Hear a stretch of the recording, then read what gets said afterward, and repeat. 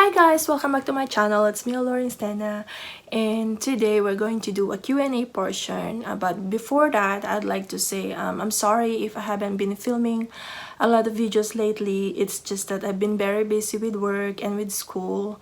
The reason why I am doing a video today is that this is actually our last week in school for this semester, so I get the chance to make a video. But before that, how are you guys doing?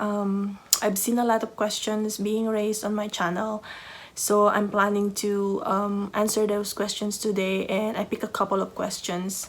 So basically these questions are actually about nursing, so I've tried to I've written them down and we're going to answer them. So the first question is from MH. I'm not gonna read the whole name, but his initials, I'm guessing he's a guy. His initials are MH. It says here, "Hello, NCLEX passer po ako sa Guam. Mahirap ba maka-apply sa hospital pag 2 years nursing home yung experience sa Texas?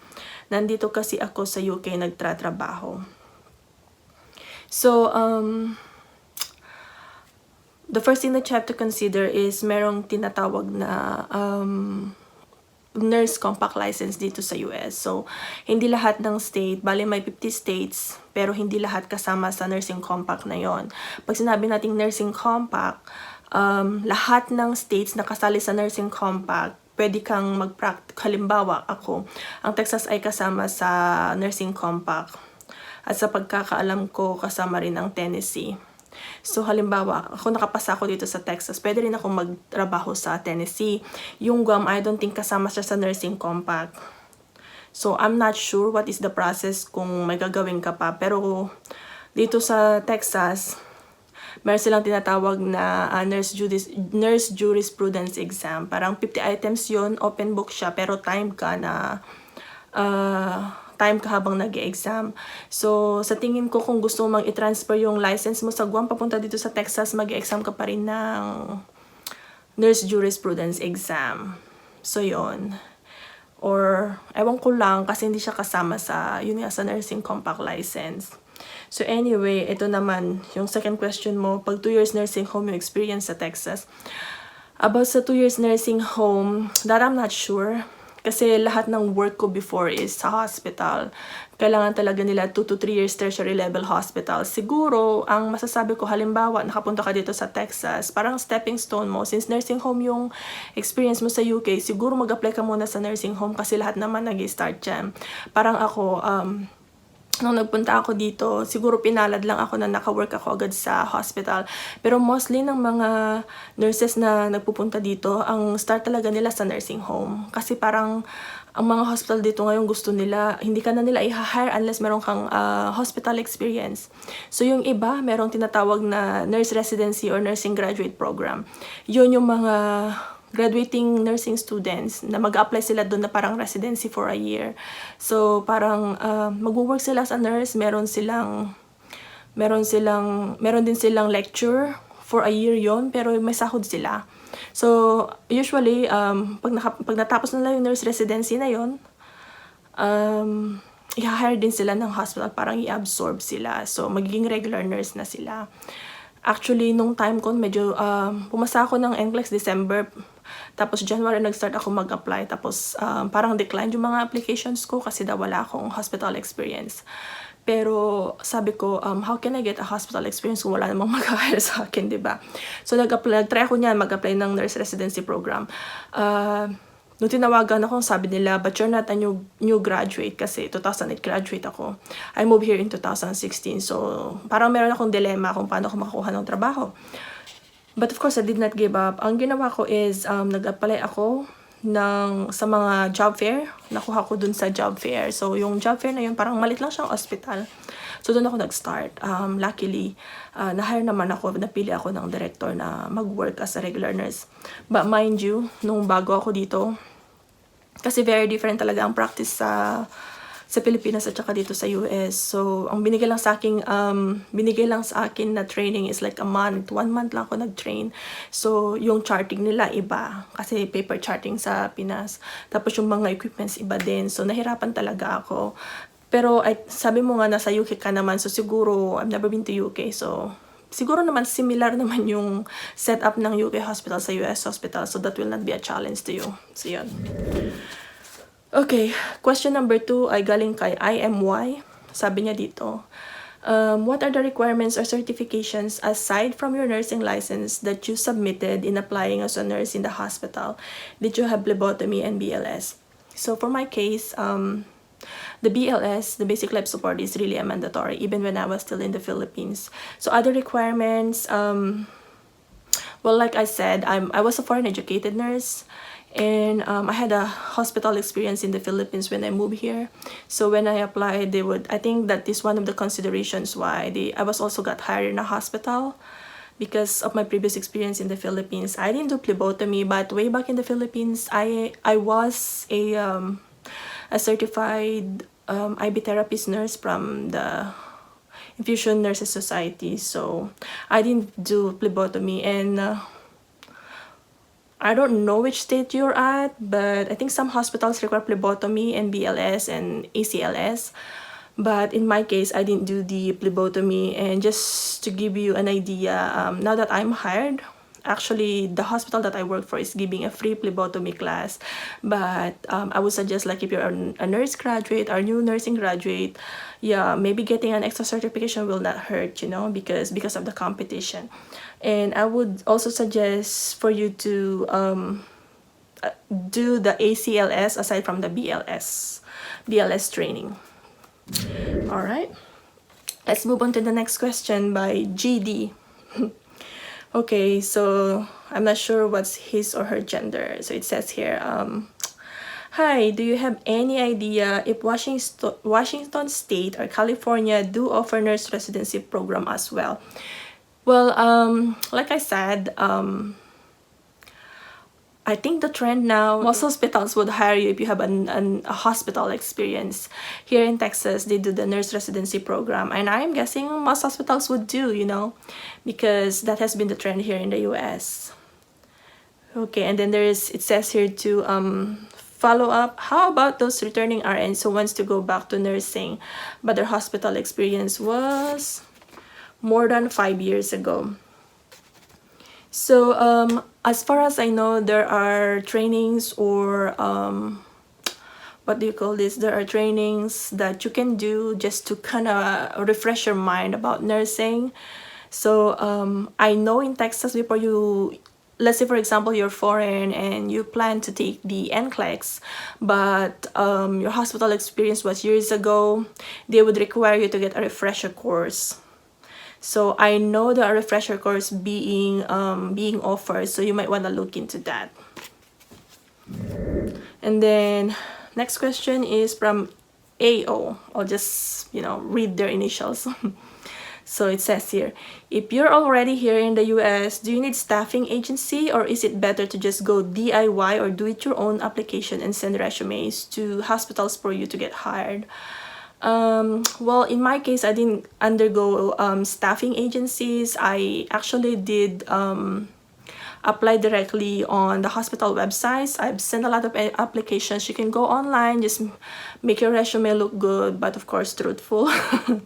And then you submit your application in on those hospitals that you are looking at working. And then there are also, like, if you Google it, you can check out some job offerings at Indeed, and what else? Google Indeed, and trying to think. I'm sure there are a lot of websites that you can apply directly. For me, I would suggest that just do it your own, because I don't really know how agency works, you know, because I'm not really sure how it works, but I would suggest that you apply directly at the hospital website or send applications online. And good luck. Alright, and this one, I forgot the name, but it says here, paano po kayo mag-apply as nurse in Texas after you got your license in Texas or as RN? So, of course, the question is Tagalog, so I'm gonna answer in Tagalog.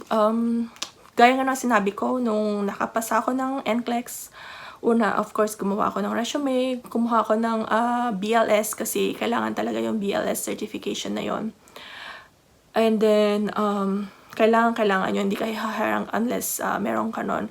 Kung gusto mo rin, mag-ACLS ka na rin, pero hindi naman lahat ng hospital required yung ACLS. Unlike, pero na lang kung mag-apply ka sa IMU or ICU kasi required talaga yung ACLS. So, gaya ng sinabi ko, nung nag-apply ako, I got rejections too from different hospitals kasi kailangan nila ng US hospital experience, which I didn't have at the time. So, mga experience ko lang is mostly sa Philippines. So, and then nag-apply nga ako ng nurse residency. Sabi naman nila, hindi naman daw ako fresh graduate. Tsaka foreign educated nga ako. So, pero di ako nawala ng pag-asa. Nag-apply ako sa mga job fair. Punta ako sa mga interview, ganyan. And then, merong isang hospital na maliit lang, parang 50 bed capacity. Doon ako nag-start mag-work. So, kung ano na lang ang available na area doon, tinanggap ko na siya kasi it's a good stepping stone. So yun, natanggap naman ako and they only gave me like 1 month na training, which for a foreign educated like me, ng background ko mostly sa Philippines, it was so hard for me to cope up.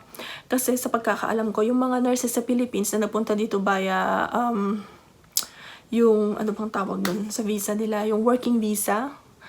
So nag-undergo sila ng agency, usually binibigyan sila ng ilang buwan na training na so, prepared sila once you get in the area. But in my case, hindi ako nag-undergo ng ganon. So, talagang nahirapan ako kasi yung charting nila iba sa computer. I mean, I'm sure maintindihan mo naman siya. Kaya lang, 1 month lang yung binigay sa akin na training.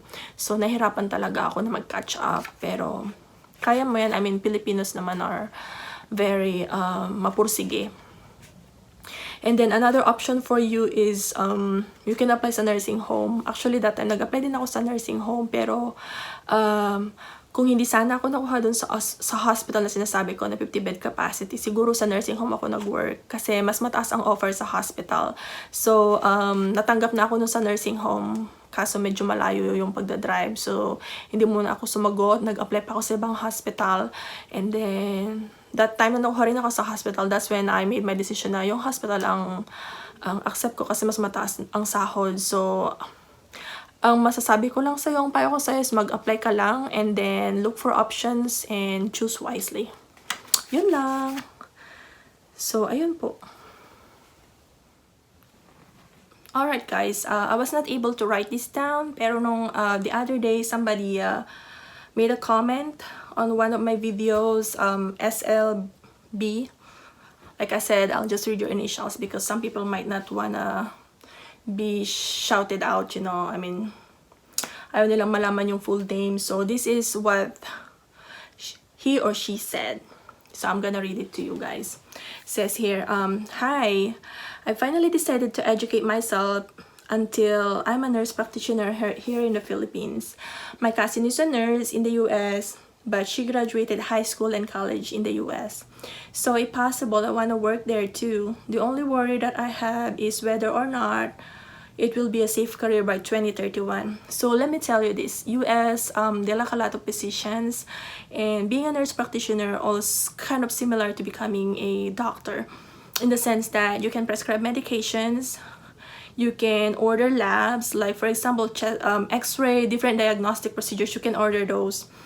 But one thing to consider, there are 50 states in the US and not all 50 states give full autonomy to nurse practitioners. Very, only some states. So, depends which state, and if you want full autonomy, you might want to look into that, you might want to consider that. And in my opinion, I think it will still be a safe career in 2031.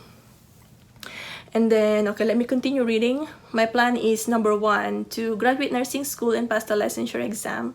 Number 2, go straight to my masteral for 2 years, have 2 years worth of work experience in the Philippines.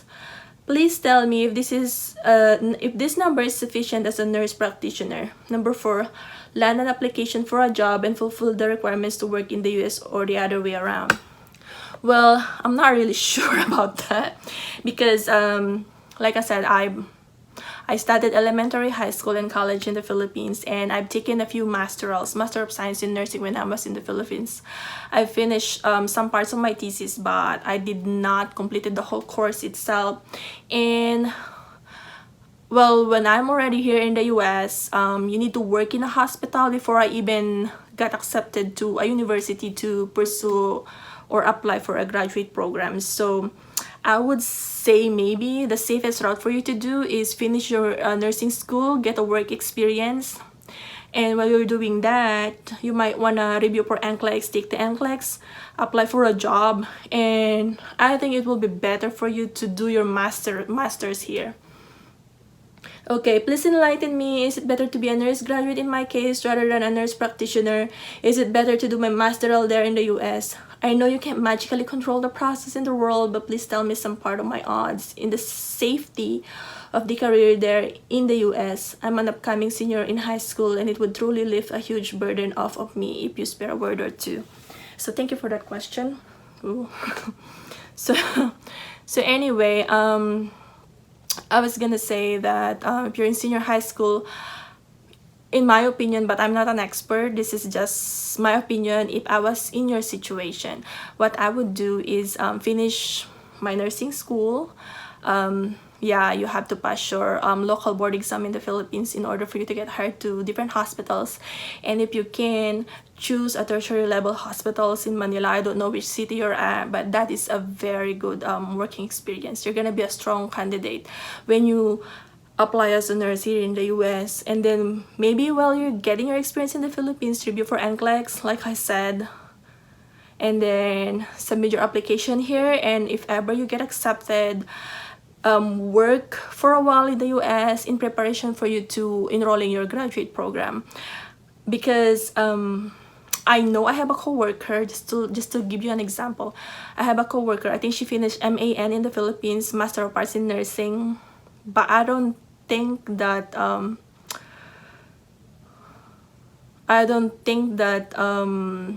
that she can use that here. I mean, she doesn't have the title, so I would say that maybe just get your masteral here. But I don't know if it varies per state, okay? Because just like for myself, like I said, I've taken a few units in the Philippines, but now that I'm enrolled for a graduate program here, they did not recognize all the subjects that I've taken. How's that? So maybe that will give you an idea, you know? So good luck. So that's it, guys. I'd like to thank my new subscribers, and I'll try to get back on track. And thank you for watching my videos, and please like, subscribe, and if you have any questions or suggestion on what video to make the next time, please comment down below. Bye.